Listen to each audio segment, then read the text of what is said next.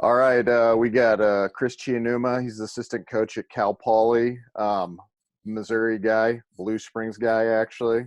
So we just want to talk about some different wrestling stuff. This is actually more of a life thing first to talk about, but, living out in California, California is kind of one of the epicenters for this corona and everything right now. I know that that's just the top on everyone's mind is the coronavirus. So what's it like living in California right now with all this stuff going on? Living in California, so we're in San Luis Obispo at Central Coast. In our county, we have about 100 cases, so there hasn't been like a crazy spread and increase in coronavirus. We actually had, I think, just 2 more cases the other day.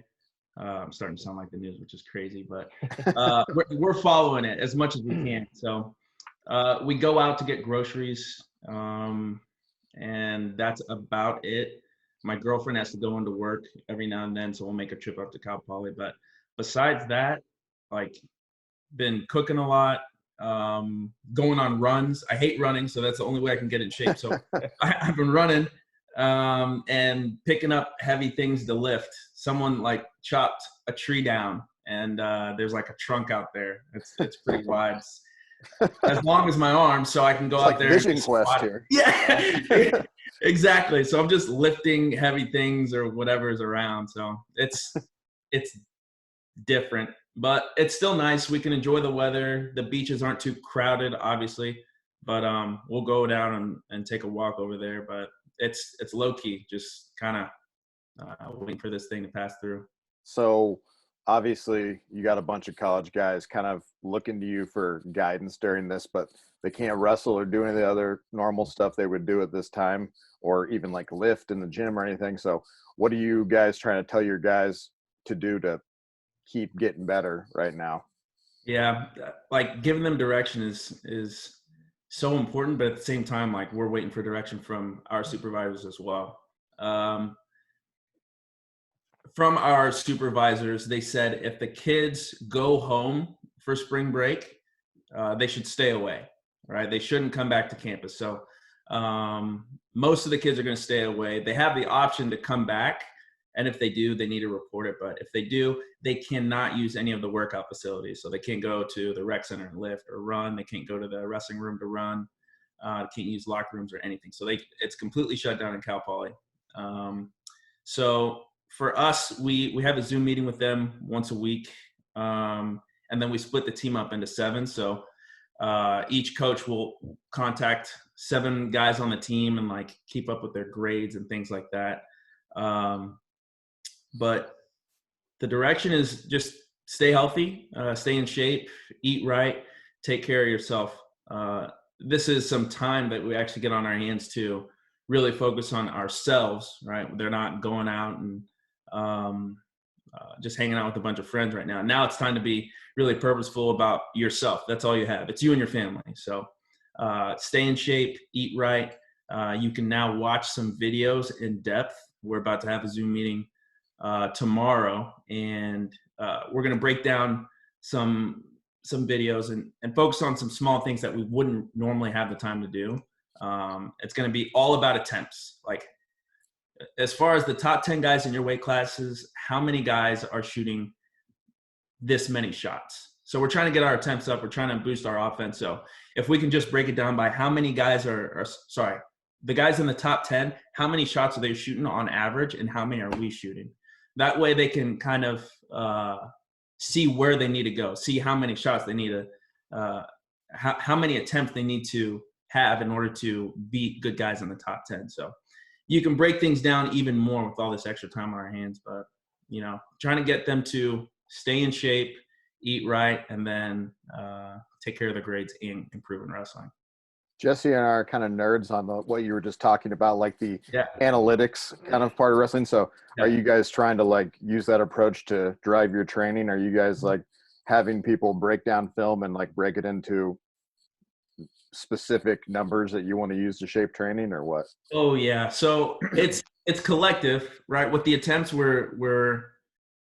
have each one of our guys break down 2 videos a day. Monday, Wednesday, Friday, they're going to do themselves. Tuesday, Thursday, it's going to be of a different opponent in the top 10. We want them to see how many attempts they have in each match compared to how many attempts the guys in the top 10 having. So if they can see that number, right, guys in the top 10, and then they'll actually break it down by what their attempts look like, what's their setup. So I watched a video of Spencer Lee, and snap down was his most common setup for his attempt, and he'd get into a high crotch or single leg and finish. And you can also see his finish percentage, which is like it's 80% most of his matches, which is crazy. So if we can get our guys to shoot some more, just shoot more, I think we can see a lot of improvement right away. But my goal is to get them to see how important it is to just take the shot, right? So there's a little bit of hesitation on like guys shooting like, oh, I'm afraid of getting scored on. Well, let's not even think about that right now. Let's just shoot, right? If we don't shoot, we won't score. Yeah. If we do shoot, we at least give ourselves a chance to improve in the position. If you can get to the leg and then you get scored on, whatever. That's one more shot that you need in order to be proficient in finishing. So that makes me feel really good because we talk about me and him talk about this for like several years about I think this is kind of a shift happening in wrestling over the last, I don't know, 5 years, but people were really hand fighting oriented to defensively oriented, and that might work really good for if you're like an Iowa or like but offense is just creating, like you're saying, more opportunities. Yeah. You need to be taking chances, to be able to score. So I think that's actually been something you even seen in NCAAs over the last few years is people are getting more offensive than they were 5 years ago or 7 or 8 years ago. So Jesse, sorry, did you have something to say? I was just going to say, so moving forward, right now you have the opportunity to do that and kind of focus on that with film. How do you, how do you take that then into the practice room? Where does your emphasis go for that into the practice room, and what does that look like in your opinion? Yeah, so it's interesting as far as like how to implement it, but last year we started doing analytics as far as like finishing. So we would have each guy do 5 shots in a single leg in different positions. It'd be a high C, mid C, and low C. So they would actually track how many finishes they get on their phones. They have them bring their phones to practice and make sure they write down, did you score this attempt in this position? If not, write out what happened and what didn't. Or it'd be simple as, yes, I scored, or no, I didn't score. So at the end, they would see, right, okay, I'm 5 out of 5 in low singles, but I'm only 2 out of 5 in high singles. Like I really need to focus on scoring in this position. So as far as implementing it with attempts, I think that has to happen in a smaller control group, right? So maybe a coach just watches 2 groups of wrestlers and tracks how many attempts they have and make sure the wrestlers are following how many attempts they have as well. But if like I said, if they can understand the importance of it, of just shooting, right. I think us as a team, we would take off at a faster rate than we are right now. It's tricky. I haven't really thought about how to implement just attempts because I don't want them to think like a hand fake is an attempt. That's not a real attempt. You're not trying to get to the leg and you don't have an intent to score. Like I want you to pull the trigger and everything that comes behind it with the setup, the penetration step. I want you to feel like it's a real attempt and you're attempting to score. So I got to think about the way to implement it the right way. Yeah. Here we'll transition talking about your own wrestling career a little bit, but you grew up in Missouri, wrestled for Blue Springs. What are your memories of growing up wrestling in Missouri and at Blue Springs? Man, I had some of the best coaches. And I think that's why I got so lucky and I had the success that I did. But my youth coach, Phil Houck, was absolutely amazing. We had I'm probably wrong with this, but I think like 70 little kids in the room. And then we had guys coming back from high school practice to come in and help us out. Like Louis Caputo, my brothers, Cameron Harms. So I was training with guys that I grew up with, Chris Hauk, the Grecos, and we would have like our older brothers come back and help us develop. And then on, the weekends, we would go watch them at tournaments or watch them duel at home, which was sweet. Like, I didn't really follow college wrestling at all, but I got to watch like my brother, Henry Chionuma, Daniel, and Louis Caputo, like Stevie Bush, Cameron Harms, that go out and like compete. Jerome Baston, like these names were like, that was basically OSU wrestling or Iowa to me. Like, I got to look up to these guys I'm watching. It was awesome. So seeing them do it, and then being able to follow after their footsteps. And it was cool to see like everyone that grew up through Western Stars and Mo West go out to have successful careers, not only in high school, but on into college. We had so many All-Americans, and you guys have seen it. It's all over the boards, but so many All-Americans. Donnie Horner was an All-American.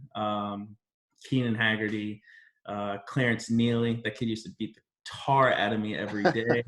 But like everywhere, Don Bradley, like these guys were amazing, and it was cool to see it again from youth. We all wrestled together. Even Daniel was in there. He was like 6 years old when we were like it was really cool. There was something special about what was going on in the Blue Springs area when I was growing up. Yeah, for sure. And from there you went to Lindenwood, and you had a good career there, but in the middle of college, kind of something I wanted to ask you about before anyway, but you transferred from Lindenwood to Oklahoma State, which is kind of like a big shift, right? So how did that come to be? So Lindenwood was transitioning to Division II at the time. So when a school's transitioning to Division II, they have to go through 2 years of probation. I just finished my junior year, and they made the decision to go Division II. So the next 2 years, they would have not been able to go to the NAIA National Tournament. So that would have been my red shirt. I hadn't redshirted yet. My red shirt and my senior year. So my career was basically done at Lindenwood. Okay. So I started looking around. Word got out that I was looking to transfer, and I was looking at Maryville, and I had some other coaches reach out to other schools like Arizona State, Iowa State, and I think Binghamton reached out to me. And Jake Diefenbach actually wrestled, right? And so he was at Lindenwood, and he did the same thing that I did. He wrestled at Lindenwood and then transferred and finished his career over at Oklahoma State. So Jake Diefenbach was a plug, and Mercatani was also a plug. He was over at Merrimack. So I get a call from Eric Guerrero, and he says, "Hey, why don't you come out to Oklahoma State? We'll check it out." I didn't really, like I said, my heroes were just the guys that were older than me. I really didn't care about college wrestling. I just wanted to wrestle. Like, I had a lot of fun. So I flew out there and I checked it out, and like I was blown away by the facilities. I was blown away about the history and everything. I knew who John Smith was, but I had no idea who like anyone else was. So I remember John sitting me in the office with my dad. Sits me down. He's like, "You know who these people are?" I was like, "No." Like, "You don't know who this is?" Like, and he's pointing to Pat Smith. I was like, "No, who is he?" He's like a 4-time national champ. "You don't know who he is?" I was like, "No, it's my brother." I was like, "Oh, good. Yeah, that's cool." Like I was like green as hell. I had no idea, but he basically sat me down and was like, "You don't want to go anywhere else. This is where you want to be."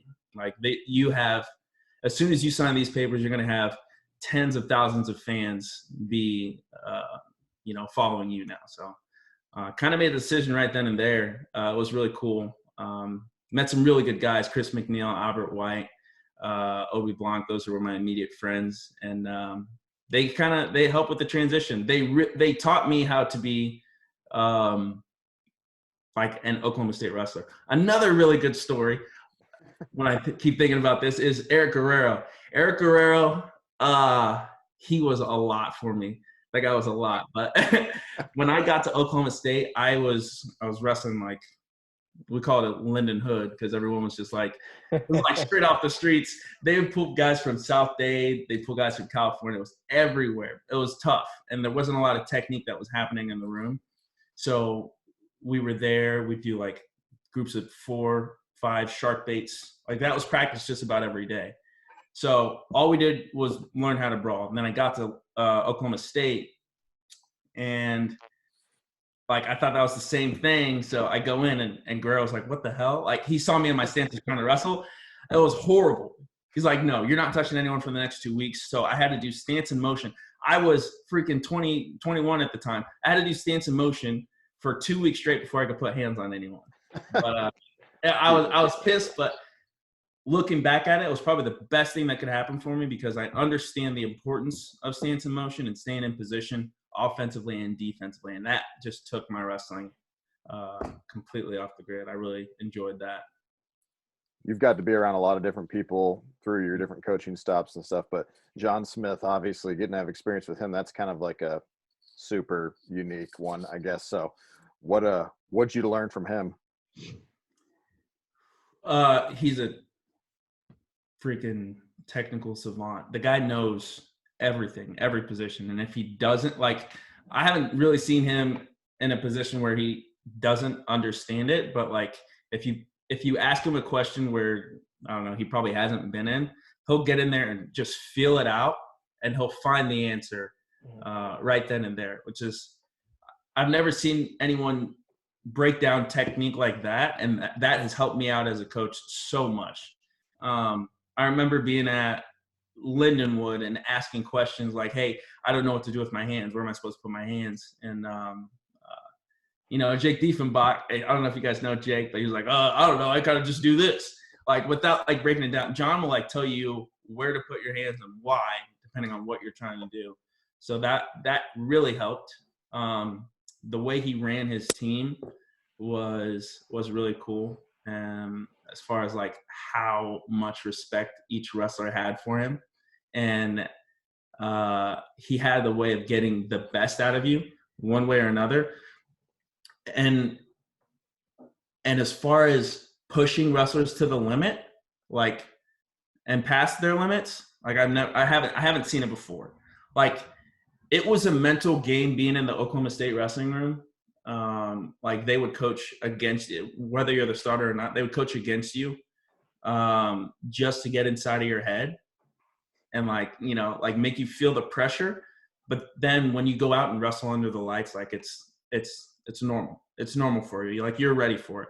So all of that was a part of his coaching strategy and a way of making you a well-rounded wrestler. Instead of just working on technique, instead of just being in shape, he's out there making sure you're mentally tough as well. So learning how to be mentally tough is probably the number one thing that I learned from John Smith, and how important it is to be a good wrestler.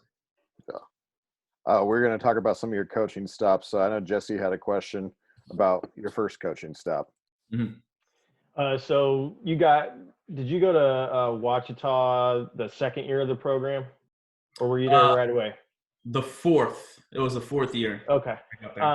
So I was a grad assistant at UCM the first year that they started. And so I remember, they wrestled hard and everything, but like at the regional that year, they were, they left early. They didn't have any kids even wrestling for, for a place in the top 6 or whatever. Coach Ward is an awesome guy. I remember him like shaking hands with us, saying good job, and they're leaving. And then, when we had dueled them, we beat them pretty soundly. And then by the next year, they came back, and it was like it was same guys, but totally different team. They came back and just, were totally different. I think they had All-Americans already. They smashed us in the duel. I was gone, but I mean, I was following results, and I was like, man. And, so I just wanted you to kind of talk a little bit about, how did they just grow by those leaps and bounds so quickly, and like what all did that consist of there that you saw? So I've coached with Ward for 4 years, 1 year at Ouachita and 3 at Army. But And the guy is the absolute best at creating a culture and implementing it and not lowering the standards. He has super high standards for everyone. Like guys that just qualified for the national tournament. Zach Matthews is the name that comes to mind. Ended up qualified for Texas, that is. Ended up beating a 3-time Oklahoma state champ in some open tournament. But Kevin does a really good job of setting really, really high standards for each one of the wrestlers on the team. He won't let them drop it at all. So he'll stay on them. He'll make sure that not only the wrestler knows that Kevin believes in them, but the wrestler needs to believe that these are the standards as well. So as far as like creating and molding a culture, the guy over communicates to each one of the wrestlers. He'll talk to the guys before every day of practice, and he'll have another speech to say at the end of every practice. Does a really good job of communicating before and after tournaments and trying to direct where the kid's mind needs to be every day with every opportunity. And it's something that I have grown to appreciate and I'm learning to do now. But if you let a wrestler go on and think like in his own direction, you're going to have a team that's, in however many guys on your team, different places. So in 30 different places. But if you're constantly, and it has to be constant, if you're constantly talking to to the whole team at every moment you can direct them on how to become the wrestler that you want to be or need to be, or, set higher goals and reach those goals. And he'll tell you and help you get to what you need to be doing to get there. It's a lot. And it's really cool. It might seem like, man, this guy talks so much, but like that's what you need. That you're 18 to 22, and you think you know what's right for yourself, and you've got a guy that's wrestled. He's been a part of 4 national titles over at Oklahoma State, so he has a really good idea on what it looks like to win. And if you let these kids go off and think that they, know how to do it on their own, then, they're going to end up at a different spot than where they need to be. So that's been one thing. I mean, I would say that that's the main reason on why he took a group of kids that literally bought into the idea of OBU, like the school that just started for 2 years, and turn them into a team that is contending for trophies. Right. So you were there, and then you went to Army, to West Point, and now you're at Cal Poly, so totally different sides of the country. I assume there's quite a bit of difference between West Point and Cal Poly. So what stands out from those 2 different coaching stops as far as the differences? The differences, the 2 biggest differences are the university, obviously, and the athletes. So the university, Cal Poly, their athletics program is not let's see. Let's talk about the wrestling program. The wrestling program is rebuilding. That's what's going on. The wrestling program is rebuilding. So John Cerritos has been here for, I think 4 years, and this is my second year. We are rebuilding. So we're doing what we can to fundraise for our operating budget, and make sure we have enough money for scholarships for our guys to come here. Over at West Point, they're fully funded, and obviously there's not really a roster cap, and we don't have to follow the 9.9 scholarship restrictions. So we can get anyone over there. And then, so there's 2 completely different goals, right? If you're over at Cal Poly, you could be coaching and, be fine with the restrictions that are in place, right? We have to fundraise for our budget. So I don't have to fundraise I don't feel like fundraising, so I can fundraise as much as I want. You basically fundraise as high as you want to be competitive. And we've taken that very seriously, and we've done a really good job raising like $150,000 a year. And that's been able to provide our athletes with whatever, gear that they want, allowing us to travel all over the country, and have success that we have had and that we're going to have in the future. We've been able to get some top 25 recruiting classes. We basically put up a fence around California. So we have 16 commits this year, and I think 15 of them are from California. So we've been really focusing on recruiting, and that's thanks to the way we fundraise. We fundraise really well. So we work hard, and we set our goals past our restrictions. Over at West Point, man, it was like we had a really healthy operating budget, and we were able to go all over the country and recruit, and get as many kids as we needed to make that program successful. But both of them were programs that were being rebuilt. Kevin just got there. I think he's in his 6th or 7th year. And he's done an amazing job with it. But the two programs are both being rebuilt. One, right, Army has the funds. Cal Poly, we need to raise our operating budget. So we take that with a grain of salt, and we say, hey, it's not a lot at first, but we can make it a lot. We can fundraise, and we can make this a dynasty again. So that's the goal we're at. And then as far as the wrestlers, it's nice to have, as far as being at Army, it's nice to be at Army because it's already a tough place. Like if you get in, like you're some kind of tough. And that's kind of like the requirement to be on the team, especially the wrestling team at Army, because everyone at Army has to be in a Division I sport or like core squad activity, which is like intramurals. But if you are a wrestler and you choose to be a wrestler, like you enjoy suffering at West Point. Like you enjoy suffering because you have to do everything that everyone else does and then wrestle. So the guys they're a different breed there. They're extremely tough. They have some restrictions as far as like how much rest they can get, but there's ways around it, and they never let it stop them. Like the guys are completely resilient. And then you go to California, and it's different.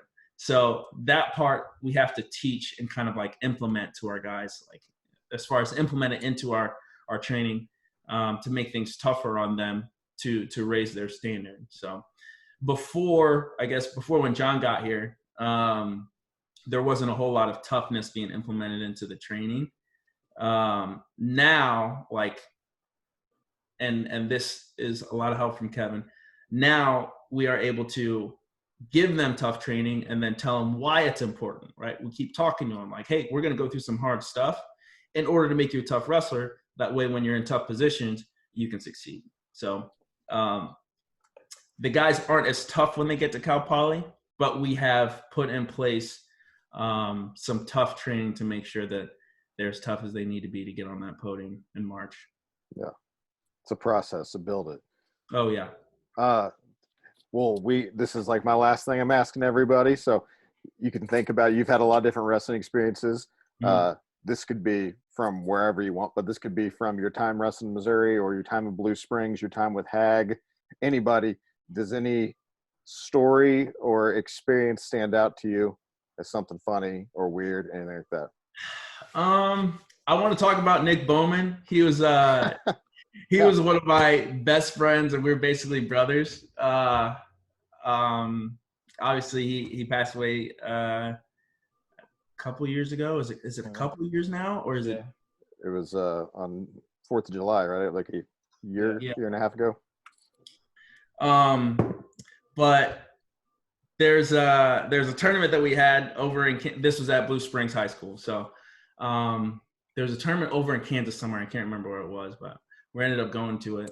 We got a bus ride down there, and me and Clarence Neely were over, and I think Nick was on the bus. I'm pretty sure Nick was on the bus. He handed us a can of chew. He was like, hey, just chew this, and it'll help you lose weight. You'll take a big dump when you get there, and you'll be fine. So me and Clarence Neely took it, and we get to the tournament, and we go to the bathroom. We're trying to squeeze it out. We lose 2/10. So we ended up having to cut a ton of weight after that. Ended up making weight, and it was the weirdest tournament. For some reason, Hag wasn't there. So Hag wasn't there, and we were all loose as heck. It was just Matt Cox. I think Jeremy Baker was there, and Robert Lilly. He was my coach. So it was super loose. So we were all warming up in our singlets and headbands and headgears on, like acting goofy. And the rest of these Kansas kids were like really serious. Like most of them were, all the one seeds were like undefeated. So we were acting really loose. We warmed up in singlets. It was it was bizarre, but we tore through that tournament like it was nothing. Like I wrestled the guy that was undefeated in my weight class, and I ended up teching him by the second period. It was stupid, but Matt Cox said, actually Nick Bowman pointed out, I was like, oh, is that a booger on the mat? And it was. And Matt Cox was like, here's $15. Whoever pins that kid, pins their kid on the booger, will win this $15. Sure enough, Nick Bowman, next match, headlocks this guy right on the booger and pins him. Oh man, but no, I miss the kid so much. He was we used to fight all the time, but was the funniest guy, had the funniest laugh. And yeah, I just had a lot of really good memories about him. Like he really brought the team together in a lot of ways. He was a lot of fun. That's awesome. That's a good story to tell because it's funny, but also I know that Jeff, we both coached with his brother. Jeff will really appreciate hearing like a memory about him for sure. So that's pretty sweet. Absolutely. All right, man. I appreciate it. This is a good talk, and I appreciate you making the time for us and everything. Yeah, dude. Thank you for reaching out. This was awesome.